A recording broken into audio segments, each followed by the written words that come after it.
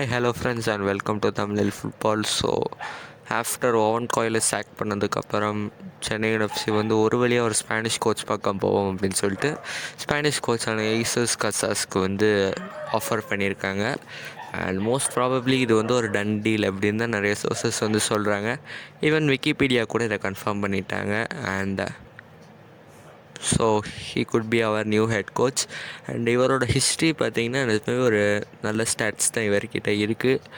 இவர் வந்து பார்சலோனா மற்றும் ஸ்பானிஷ் நேஷ்னல் டீம் முதலியான பெரிய டீம்ஸ்க்கெலாம் வந்து அசிஸ்டன்ட் கோச்சாகவும் ஸ்கவுட்டாகவும் டீம் அனலிஸ்டாகவும் வேலை பார்த்துருக்காரு.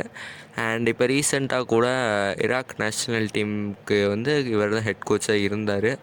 ஸோ அங்கேயுமே ஒரு டீசெண்டான ரெக்கார்டு தான் வச்சுருக்காரு. 33 கேம்ஸ்க்கு 18 வின்ஸோட 52% வின் ரேட்டோட இருக்கார். அண்ட் ஒரு ஸ்பானிஷ் கோச் பின்னாடி சென்னை எஃப்சி போகிறது வந்து ஒரு லாங் டேர்ம் பேசிஸில் ஒரு நல்ல ஐடியாவாக தான் இருக்கும்னு எனக்கு தோணுது.